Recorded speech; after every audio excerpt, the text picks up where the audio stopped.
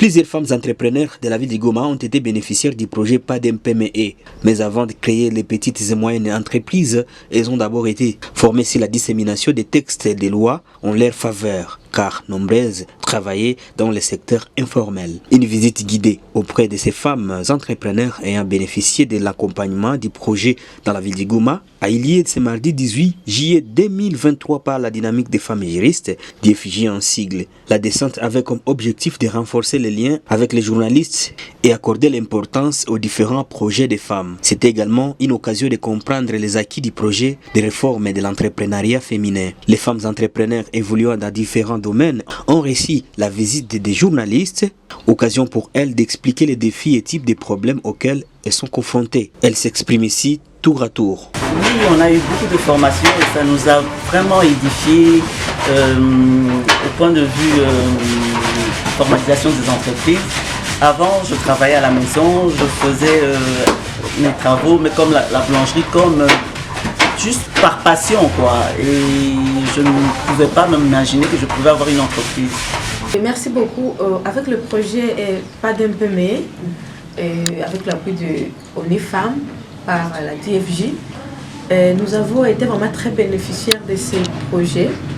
Premièrement, étant membre de l'ACEF, qui a été une structure qui a été instituée par ONU Femmes dans le projet, on a eu à bénéficier plusieurs vraiment formations, telles que personnellement moi-même, je ne savais pas vraiment certaines lois sur l'entrepreneuriat, où on nous disait, par exemple, comment est-ce que nous devons traiter nos travailleurs.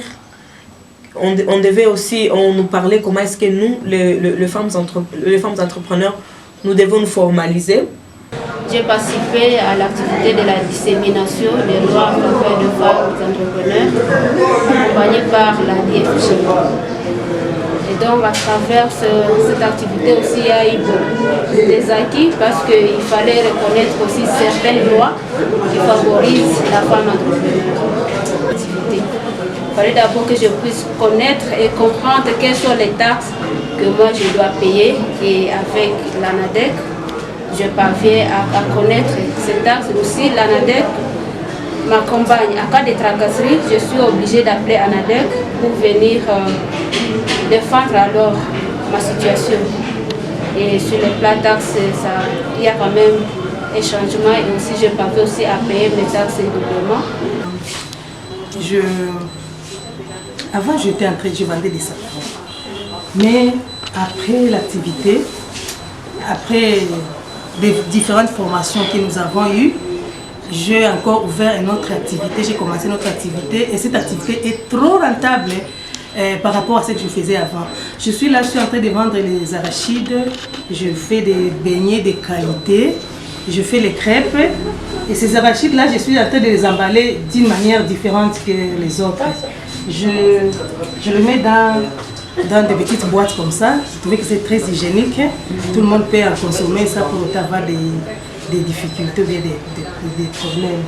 Et aussi, je suis en train de faire là des crêpes de bonne qualité. Je connais bien les protéger. Et tout cela, j'ai appris toutes ces techniques-là à partir de ce que nous avons eu comme formation à travers ce projet PADMPME.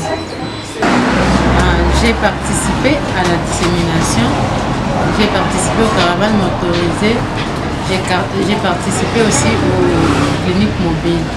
On allait dans les quartiers, j'étais affectée dans les quartiers Ndosho, on allait dans les quartiers rencontrer des mamans, dans les marchés, dans différentes associations, avec églises, tout ça. On était en train de disséminer par rapport aux 5 lois pour déjà la femme sur l'entrepreneuriat, avec la communauté, à écouter les femmes, à connaître les problèmes des autres femmes, peut-être auxquels que je ne pouvais pas connaître si j'étais coincée si j'étais dans mon coin.